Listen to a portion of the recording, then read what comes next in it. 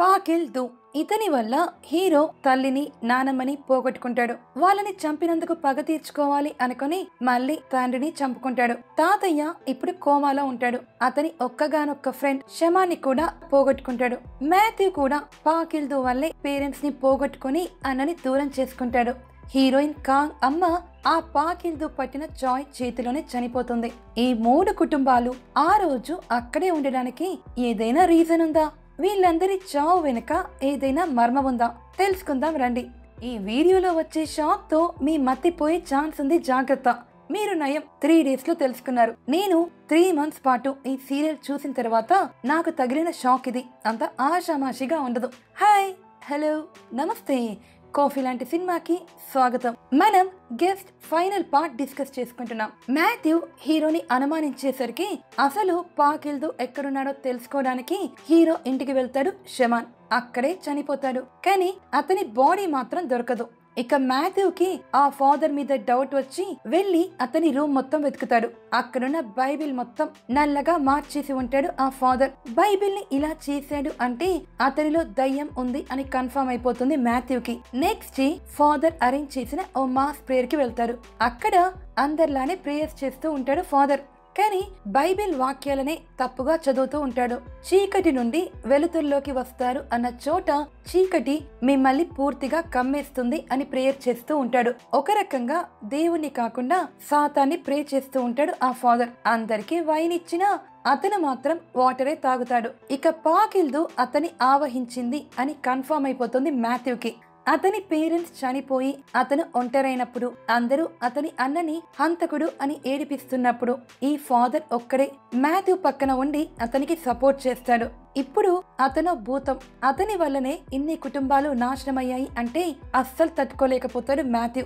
ఆ కోపం మొత్తం అక్కడే చూపిస్తాడు. ప్రేయర్ ని డిస్టర్బ్ చేసినందుకు మాథ్యూ మీద యాక్షన్ తీసుకోవాలనుకుంటుంది చర్చ్. అక్కడున్న ప్రీస్ట్ తో ఫాదర్ ని దయ్యం ఆవహించింది, అతనిలో పాకిల్ దు ఉన్నాడు అని చెప్పడానికి ట్రై చేస్తాడు. అక్కడే ఫాదర్ మీద ఎగ్జార్సిజం చెయ్యాలి అని ట్రై చేస్తాడు మాథ్యూ. కానీ ఫాదర్ మాత్రం మాథ్యూకి పిచ్చి పట్టింది, అతనిలో సూసైడ్ చేసుకునే లక్షణాలున్నాయి అని మాథ్యూని బ్లేమ్ చేసి అక్కడి నుండి వెళ్ళిపోతాడు.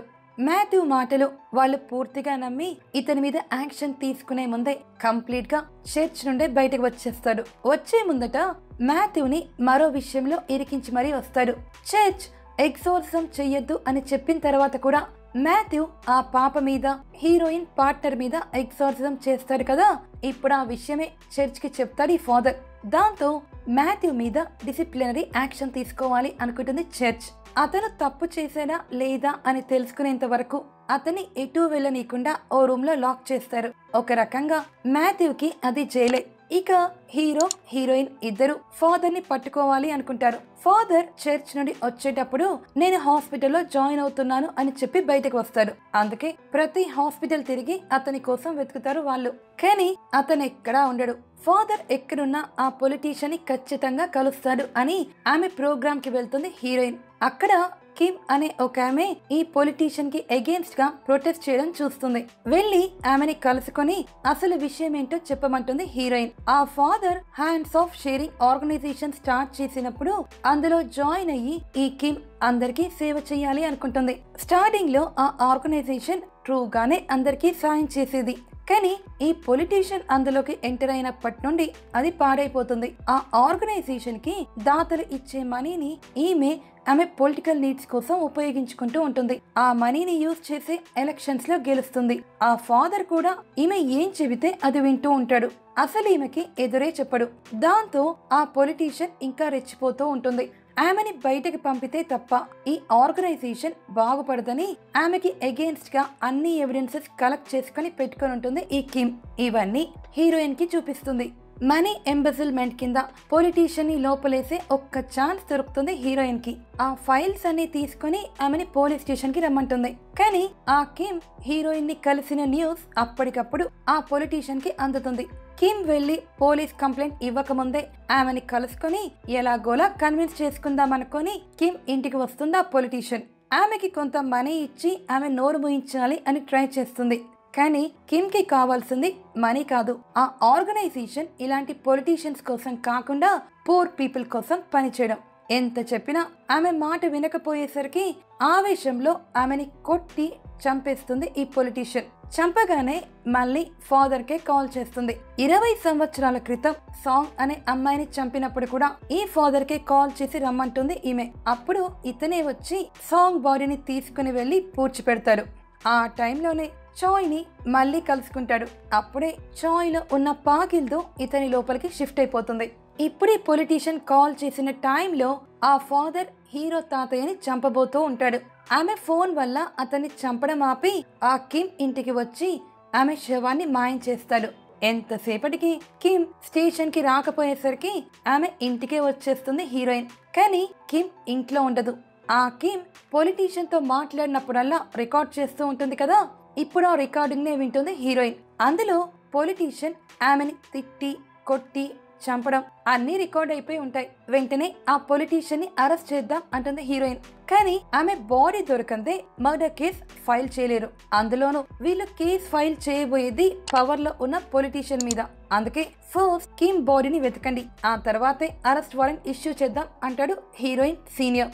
ఆమె ఆ పనిలో ఉన్నప్పుడే ఫాదర్ మౌంటైన్ వైపు వెళ్లడం కనబడుతుంది హీరోకి. ఫాదర్ ని వెంబడించి అతన్ని పట్టుకొని అక్కడే కట్టేస్తాడు హీరో. ఇప్పుడు పాకిల్దు దొరికాడు కాబట్టి అతని మీద ఎగ్జార్సిజం చేస్తే చాలు, ఆ పాకిల్దు చనిపోతాడు. ముగ్గురికి జరిగిన అన్యాయానికి ప్రతీకారం తీర్చుకున్నట్టు అవుతుంది. అందుకే ఈ విషయం తెలియగానే చర్చ్ నుండి తప్పించుకుని మరి బయటకు వస్తాడు మాథ్యూ. అలా తప్పించుకుంటే ఇక అతను ప్రీస్ట్ లా కొనసాగలేడు అని అతనికి తెలుసు. అయినా ఇప్పుడు పాకిల్దు కంటే ఇంకేది ఇంపార్టెంట్ అనిపించదు మాథ్యూకి. హీరోయిన్ కూడా ఫాదర్ ని హీరో మాథ్యూకి వదిలేసి ఆ కిమ్ డెడ్ బాడీ కోసం వెతకడం స్టార్ట్ చేస్తుంది. పొలిటీషియన్ ని లోపలేస్తే తల్లి ఆఖరి కోరిక తీర్చినట్టు అని ఫీల్ అవుతుంది హీరోయిన్. ఇంకా సేపట్లో అందరి కోరికలు నెరవేరుతాయి అనుకుంటారు ముగ్గురు. కానీ సడన్ గా ఆ గుట్టల్లోకి ఎవరో దయ్యం పట్టిన వ్యక్తి వచ్చి హీరోని పొడిచి అతను సూసైడ్ చేసుకుని చనిపోతాడు. మాథ్యూ అక్కడికి రాకముందే అక్కడి నుండి ఫాదర్ తప్పించుకుంటాడు. వెళ్లేటప్పుడు హీరో తాతయ్యని కిడ్నాప్ చేసుకుని మరీ తీసుకువెళ్లిపోతాడు. ఇక కిమ్ కోసం హీరోయిన్ ఊరంతా వెతుకుతూ ఉంటే ఆ కిమ్ ఆమె ఇంట్లోనే ఉంటుంది. ఆమెని పొలిటీషియన్ చంపదు. కొట్టగానే కిమ్ స్ప్రో తప్పుతుంది, అంతే. ఇప్పుడు ఆమె బాడీలోకి ఓ దయ్యాన్ని పంపించి బయటకు వచ్చేస్తాడు ఫాదర్. ఆమె పోలీసుల కళ్ళ ముందటే కళ్ళల్లో ఓ సీకుని గుచ్చుకొని అక్కడే చనిపోతుంది. అలా డిపార్ట్మెంట్ లో హీరోయిన్ ని ఫూల్ చేస్తాడా ఫాదర్. ఇప్పుడు హీరో చావు బ్రతుకుల మధ్య ఉంటాడు. చర్చ్ నుండి తప్పించుకున్నందుకు మాథ్యూ మీద యాక్షన్ తీసుకుంటారు. హీరోయిన్ అన్యాయంగా ఆ పొలిటీషియన్ ని బ్లేమ్ చేసినందుకు ఆమెని సస్పెండ్ చేస్తుంది డిపార్ట్మెంట్. ఒక్క దెబ్బకి 3 పిట్టల్ని కొట్టి హీరో తాతయ్యని తీసుకుని వెళ్లిపోతాడా ఫాదర్. ఇప్పుడు హీరోకి తనకంటూ మిగిలింది ఒక్క తాతయ్యే. అలాంటి తాతయ్యని కూడా పోగొట్టుకోవడం హీరోకి అస్సలు ఇష్టం ఉండదు. తాతయ్య ఎక్కడున్నాడో తెలుసుకొని ఆ ఫాదర్ ని చంపైనా సరే పాకిల్దు మీద పగ తీర్చుకోవాలి అనుకుంటాడు హీరో. హీరోయిన్ మాథ్యూ కూడా ఫాదర్ ఎక్కడున్నాడో తెలుసుకోవడానికి ట్రై చేస్తారు. అలా చర్చ్ లో ఫాదర్ గురించి ఎంక్వైరీ చేసినప్పుడు 20 సంవత్సరాల క్రితం కూడా మాథ్యూ లానే ఓ ప్రీస్ట్ ఈ ఫాదర్ ని దయ్యం ఆవహించాడు అని బ్లేమ్ చేసింటాడు. ఫాదర్ లోపలికి అసలు పాకిల్దు ఎలా వచ్చాడు, ఎప్పుడొచ్చాడో తెలుసుకోవడానికి ముగ్గురు వెళ్లి ఆ ప్రీస్ట్ ని కలుసుకుంటారు. అతను వీళ్లకు ఇంట్రెస్టింగ్ న్యూస్ చెప్తాడు. ఆ ఫాదర్ పాకిల్దు ఫస్ట్ ఆవహించిన లీ కొడుకే. లీని పాకిల్దు ఆవహించి అతను చనిపోయే టైంకి లీ భార్య రెండోసారి ప్రెగ్నెంట్. కొడుకు పుట్టగానే అతని అడాప్షన్ కి ఇచ్చేస్తుంది లీ భార్య. అందుకే ఇతను లీ కొడుకుని తెలుసుకోలేకపోతుంది హీరోయిన్. 60 సంవత్సరాల క్రితం తండ్రిని ఆవహించి మనుషుల్ని చంపితే మళ్ళీ 40 సంవత్సరాల తర్వాత కొడుకునే ఆవహించి అతనితోనే తన మర్డర్స్ ని కంటిన్యూ చేస్తాడు పాకిల్దు. వీళ్ళీ విషయం తెలుసుకుంటున్నప్పుడే ఫాదర్ హీరో తాతయ్యని తీసుకొని మళ్ళీ ఈస్ట్ సీ వైపు అంటే హీరో వాళ్ళ ఊరి వైపు వెళ్తున్నాడు అని తెలుస్తుంది ముగ్గురికి. అక్కడికి బయలుదేరుతారు ముగ్గురు. దారిలో ఓ పెట్రోల్ పంప్ దగ్గర ఒకతను అతని కంట్లో కత్తితో గుచ్చుకొని వీళ్ళ కార్ కి అడ్డుపడతాడు. ఓ వైపు చూపించి వీళ్ళని అటు వెళ్ళమంటాడు. ఆ ఫాదర్ అతనికి ఎదురుపడిన ప్రతి ఒక్కరి బాడీలోకి దయ్యాన్ని పంపిస్తూ అందరినీ చంపుకుంటూ వెళ్తూనే ఉంటాడు. ఆ పెట్రోల్ పంప్ దాటిన తర్వాత ఓ బస్ ఎదురవుతుంది ఫాదర్ కి. అక్కడున్న వాళ్ళని కూడా పొసెస్ చేస్తాడు. హీరో హీరోయిన్ మాథ్యూ వచ్చి చూసేసరికి ఆ బస్ లో ఉన్న వాళ్ళందరినీ ఓ వ్యక్తి చంపి అతను కంట్లో గుచ్చుకొని చనిపోతాడు. ఫాదర్ ని ఆపకపోతే దేశం మొత్తం దయ్యాల దిబ్బలా మారిపోతుంది అని అర్థమవుతుంది ముగ్గురికి. ఫాదర్ మాత్రం అక్కడి నుండి ఓ హాస్పిటల్ కి వెళ్తాడు. అక్కడ ఒకప్పుడు హ్యాండ్స్ ఆఫ్ షేరింగ్ లో అతనితో పనిచేసిన డాక్టర్ ని కలుసుకుంటాడు. అతనితో పాటు ఆ హాస్పిటల్లో ఉన్న ప్రతి ఒక్కరిని పొసెస్ చేస్తాడు. ఒకసారి వాళ్ళకి దయ్యం పట్టగానే వాళ్ళు వాళ్ళ ఇంటికి వెళ్లి ఇంట్లో వాళ్ళని చంపడానికి ట్రై చేస్తారు. కొన్ని క్షణాల్లోనే ఆ ఊరే దయ్యాల అడ్డాలా మారిపోతుంది. మాథ్యూ చర్చ్ ద్వారా ఆ ఊర్లో హ్యాండ్స్ ఆఫ్ షేరింగ్ వాలంటీర్స్ ఎవరున్నారో తెలుసుకొని ఆ డాక్టర్ ఇంటికే వస్తారు ముగ్గురు. కరెక్ట్ గా ఇంట్లో వాళ్ళని చంపాలనుకుంటున్న టైంలో వచ్చి తలుపు కొడతారు ముగ్గురు. అతన్ని చూడగానే అతను పొసెస్ అయ్యాడు అని అర్థం చేసుకుంటాడు హీరో. అతని మీద ఎగ్జార్సిజం చేయడానికి ట్రై చేస్తాడు మాథ్యూ. కానీ అలా ట్రై చేయగానే ఎవరో అతని గుండెల్ని పట్టి పిండినట్టుగా ఒక్కసారిగా పడిపోతాడు మాథ్యూ. అప్పటికి మాథ్యూ బాడీ చర్మం మొత్తం కులిపోయి ఉంటాయి. ఇప్పుడు మరొకసారి పాకిల్తోని ఫేస్ అవుతే ఖచ్చితంగా చనిపోతాడు. ఆ ఆలోచన రాగానే ఎగ్జార్సిజం ని మధ్యలోనే ఆపేసి వెళ్లిపోతాడు మాథ్యూ. అతని ఫాలో అయిన హీరో మాథ్యూకి దయ్యాలు పెట్టిన శాపాల గురించి తెలుసుకుంటాడు. ఈ లోపల హీరో తాతయ్య ఆ హాస్పిటల్లోనే ఉన్నాడు అని డాక్టర్ భార్య ద్వారా తెలుసుకుంటుంది హీరోయిన్. ముగ్గురు అక్కడికి వెళ్ళాలనుకుంటారు. అప్పటికి ఆ ఊర్లో ఉన్న ప్రతి ఒక్కరూ పొసెస్ అయిపోయి ఉంటారు. అందరూ బయటకు వచ్చి కనబడిన వాళ్ళని కనబడినట్టుగా చంపేస్తూ ఉంటారు. ఆ హాస్పిటల్ కి వెళ్లి హీరో తాతయ్యని కాపాడని ట్రై చేసినప్పుడు మాథ్యూకి ఆ ఫాదర్ కనబడతాడు. అతని మీద ఎగ్జార్సిజం చేసి పాకిల్తోని చంపేయాలి అనుకుంటాడు మాథ్యూ. కానీ ఫాదర్ దగ్గరికి వెళ్లాలని ఒక్కొక్క అడుగు ముందుకు వేస్తున్న కొద్దీ అతని చావు అతనికి దగ్గర పడుతూ ఉంటుంది. పాకిల్తో మీద ఎగ్జార్సిజం చేస్తే మాథ్యూ చనిపోతాడు అని హీరోకి తెలుసు. అందుకే పాకిల్తోని ఫాదర్ బాడీ వదిలి తన బాడీలోకి రమ్మంటాడు హీరో. 20 సంవత్సరాల క్రితం ఎలా నా బాడీలోకి వచ్చావో ఇప్పుడు అలానే తిరిగిరా అంటాడు. ఫాదర్ కి ముగ్గురు ఒకరి కోసం ఒకరు పడుతున్న తపన చూసి నవ్వొస్తుంది. ముగ్గురికి మళ్ళీ శాపం పెడతాడా ఫాదర్. ఈ రోజు మీలో ఇద్దరిని చంపాలనుకున్నాను, కానీ నా ప్లాన్ ని చేంజ్ చేసుకున్నాను. ఈ రాత్రి ఒకరు చనిపోతారు అని చెప్పి ఆ బిల్డింగ్ నుండి దూకి చనిపోతారు ఆ ఫాదర్. అతను చనిపోగానే ఆ ఊర్లో దయ్యం పట్టిన వాళ్ళందరూ ఇక నార్మల్ అయిపోతారు. ఫాదర్ తో పాటే పాకిల్దు కూడా అంతమైపోతారు. దయ్యం పట్టిన వ్యక్తి బాడీ కనుక చనిపోతే ఆ దయ్యం ఎక్కడి నుండి వచ్చిందో అక్కడికి తిరిగి వెళ్ళిపోతుంది. అంటే పాకిల్దు మళ్ళీ ఆ ఈస్ట్ సీకే వెళ్ళిపోయారన్నమాట. పాకిల్దు వల్ల నాశనమైన 3 కుటుంబాలకి ఇప్పుడు ప్రశాంతత దక్కుతుంది. హీరో కుటుంబాన్ని అంతం చేసినందుకు, మాథ్యూ అన్నని ఓ హంతకుడిలా మార్చినందుకు, హీరోయిన్ మదర్ ని అన్యాయంగా చంపినందుకు ముగ్గురు అతన్ని చంపాలనుకుంటారు. కానీ పాకిల్దు వీళ్ళక ఛాన్స్ ఇవ్వకుండానే చనిపోతాడు. ఇలా అయినా వాళ్ళ పగ తీరింది కాబట్టి ఇక నార్మల్ లైఫ్ బ్రతకాలి అనుకుంటారు ముగ్గురు. ఒకసారి పాకిల్దు అంతం కాగానే హీరో తాతయ్య కోమా నుండి లేస్తాడు. కానీ అన్ని విషయాలు మర్చిపోయి ఉంటాడు. కనీసం మనవన్ని కూడా ఇప్పుడు గుర్తుపట్టే స్టేజ్ లో ఉండడు. హీరోని దగ్గరుండి తాతయ్యని చూసుకుంటూ ఉంటాడు. ఎలాగూ ఇప్పుడు హీరోయిన్ ఫ్రీగానే ఉంది కాబట్టి అతని రూమ్ కి వెళ్లి అతని సామాన్లు కొని కొరియర్ చేయమని ఆమెకి చెప్తాడు హీరో. ఆమె క్యాజువల్ గా వెళ్లి అతని ఇల్లు చెక్ చేస్తున్నప్పుడు ఫ్రిడ్జ్ లో హీరో తాతయ్య అతని కోసం తెచ్చిన పచ్చడి సీసా ఒకటి జారి పడిపోతుంది. ఆ పచ్చడిలో చచ్చిన కాకి తల కనబడుతుంది హీరోయిన్ కి. అందరి బాడీలోకి దయ్యాల్ని పంపడానికి వాళ్ళ ఇంట్లో ఎలా వస్తువు పెట్టారో హీరో ఇంట్లో కూడా అలానే పెట్టుంటారు. అందుకే మధ్యలో హీరోకి రైట్ ఐ నొప్పి పుట్టడం, రక్తం కారినట్టు అతను ఫీల్ కావడం జరుగుతుంది. ఇప్పుడు ఫాదర్ చనిపోయాడు కాబట్టి ఈ కాకితల హీరో మీద ఎఫెక్ట్ ఇస్తుందా లేదా హీరోయిన్ కి అర్థం కాదు. అందుకే మాథ్యూకి కాల్ చేస్తుంది. మాథ్యూ మళ్ళీ ఆ ఊరికి వెళ్లి దయ్యం పట్టిన వాళ్ళందరూ నార్మల్ అయ్యారా లేదా అని చెక్ చేయాలి అనుకుంటాడు. కానీ వాళ్ళల్లో ఇంకా దయ్యం లక్షణాలు కొన్ని ఉంటాయి. అంటే పాకిల్దు పూర్తిగా చనిపోలేదు అని అర్థమవుతుంది అతనికి. అప్పుడే హీరోయిన్ కాల్ చేస్తుంది. ఇద్దరు కలిసి హీరో ఇంటికి వెళ్ళాలనుకుంటారు. ఇక హీరో కూడా తాతయ్యకి మందులిచ్చి బయటకు వచ్చి కూర్చుంటాడు. ఇప్పుడు ఆ శమానుంటే బాగుండు అన్న ఆలోచన వస్తుంది హీరోకి. ఆ తర్వాత అసలు శమాన్ అతని ఇంటికి ఎందుకు వచ్చాడు అన్న ఆలోచన కూడా వస్తుంది. ఇల్లంతా చెక్ చేసి ఇంటి వెనకాల చూస్తే అక్కడ ఎవరో తవ్వినట్టు ఆనవాళ్ళు కనబడతాయి.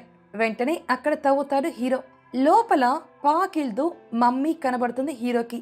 ఆ శవానికి హీరో అతని తాతయ్య ఇద్దరు కలిసి దిగిన ఫోటోని అంటించి పెట్టుంటారు. బయటికి రాగానే హీరో తాతయ్య అసలు జరిగిందేంటో హీరోకి చెప్తాడు. ఇదే మనందరి మైండ్ బ్లాక్ చేసే ట్విస్ట్. పాకిల్దు చనిపోయిన తర్వాత అతని డ్రైవర్ లీని ఆవహిస్తాడు. కానీ ఆ లీ పాకిల్దు శక్తి తట్టుకోలేక పిచ్చివాడై చనిపోతాడు. అప్పటి నుండి 40 సంవత్సరాల పాటు ఒంటరిగా ఆ సముద్రంలోనే బ్రతుకుతాడు పాకిల్దు. హీరో రిలేటివ్ ఆ సముద్రంలో పడిపోయినప్పుడు అతనికో ఛాన్స్ దొరుకుతుంది. అక్కడి నుంచి బయటకు వస్తాడు. కానీ అతను పాకిల్దు శక్తి తట్టుకోలేకపోతాడు. ఇక్కడి వరకు మనందరికీ తెలిసిందే. కానీ ఇక్కడే మేజర్ ట్విస్ట్ ఉంది. అప్పుడు అందరం పాకిల్దు హీరో బాడీలోకి ట్రాన్స్ఫర్ అయ్యాడేమో అనుకుంటాం. కానీ అతను నిజంగా ట్రాన్స్ఫర్ అయ్యింది హీరో తాతయ్య బాడీలోకి.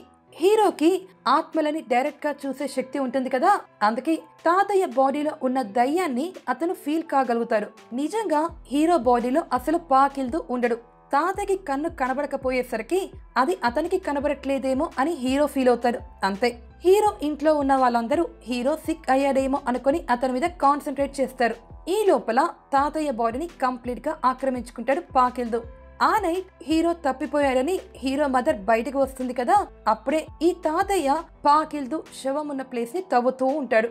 కోడలు అది చూసిందేమో అని డౌట్ పడి ఆమెని సముద్రంలోకి తోసి చంపేస్తాడు ఈ తాతయ్య. హీరోకి అతని మదర్ చావుకి అసలు ఎటువంటి సంబంధము ఉండదు. ఆ తర్వాత పాకిల్దు శవాన్ని తీసుకువచ్చి ఇంట్లో పాతి పెడతాడు. వీళ్ళ ఫ్యామిలీ మొత్తంలో స్ట్రాంగెస్ట్ శమాన్ ఎవరైనా ఉన్నారు అంటే అది హీరో నానమ్మే.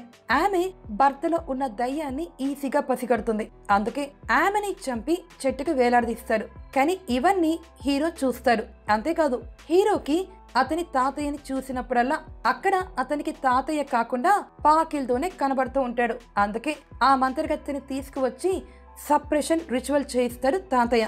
ఆ రిచువల్ వల్ల తాతయ్య నార్మల్ గా కనబడతాడు హీరోకి. అంతేకాదు, జరిగింది మొత్తం హీరో మర్చిపోతాడు. కానీ ఆ మంత్రగత్తె మాత్రం తాతలో ఉన్న దయ్యాన్ని పసిగడుతుంది. ఆమె చంపడానికి వచ్చింది హీరోని కాదు, ఈ తాతయ్యనే. తాతయ్య సీరియస్ గా చూసిన తర్వాతే ఆమెకి హార్ట్ అటాక్ వస్తుంది. ఆ తర్వాత పిచ్చిదైపోతుంది. ఆ తర్వాత వెళ్లి లీ కొడుకుని కలుసుకుంటాడు తాతయ్య. అతని ఫాదర్ ఎలా పాకిల్దుకి సేవ చేశాడో ఇప్పుడు ఈ ఫాదర్ ని కూడా తనకి అలానే సేవ చేయమంటాడు తాతయ్య. బయటకు మాత్రం నా మనవని చూడ్డానికి రా అని చెప్తాడు. ఆ ఫాదర్ ని పొసెస్ చేయాల్సిన అవసరం లేకుండానే అతను పాకిల్దు కంట్రోల్లోకి కంప్లీట్ గా వెళ్ళిపోతాడు. కానీ అతనితో వచ్చిన చాయ్ ని మన హీరో దగ్గరికి పిలిచి మా అమ్మని చంపిన దయ్యం ఇంకా మా ఇంట్లోనే ఉంది అని చెప్తాడు. ఆ చాయ్ నిజమేంటో తెలుసుకునే లోపే అతని బాడీలోకి మరో దయ్యాన్ని పంపిస్తాడు హీరో తాతయ్య. అప్పటికి సోంగ్ మిస్సింగ్ కేసులో ఆ పొలిటీషియన్ మీద డౌట్ పడుతూ ఉంటుంది హీరోయిన్ మదర్. తన మనవరాల్ని ఎలాగైనా కాపాడుకోవాలని చాయ్ తోనే హీరోయిన్ మదర్ ని కూడా చంపిస్తాడు. ఇక హీరో కంప్లీట్ గా తాతయ్య మీదే డిపెండ్ అయ్యి అతని మాటే వినాలి అంటే ముందు హీరోకి అతని తండ్రిని దూరం చేయాలి. అందుకే తండ్రితో హీరోని చంపమని పంపించి తాతయ్యే హీరోని కాపాడి హీరోని కంప్లీట్ గా ఒంటరివాణి చేసేస్తాడు. అందరూ వెళ్లిపోయి హీరో ఒంటరివాడైతే అతను మెంటల్ గా వీక్ అవుతాడేమో అనుకుంటాడు తాతయ్య. కానీ హీరో పాకిల్దుకి అగేన్స్ట్ గా ఫైట్ చేయాలని అతన్ని వెతికే పనిలో పడతాడు. 20 సంవత్సరాల నుండి తాతలో ఉన్న పాకిల్దు మనుషుల్ని చంపుతూనే ఉంటాడు. కానీ ఆ మంత్రగత్తె చేసిన రిచువల్ పవర్ తగ్గిన తర్వాతే మళ్ళీ స్టార్టింగ్ లా పాకిల్దు విజన్స్ కనబడడం స్టార్ట్ అవుతాయి హీరోకి. ఆ పాప జుంకి కూడా సేమ్ హీరోకున్న పవరే ఉంటుంది. ఆమె వీళ్ళ ఊరికి ఒకసారి వచ్చినప్పుడు తాతయ్యలో ఆమెకి పాకిల్దు కనబడతాడు.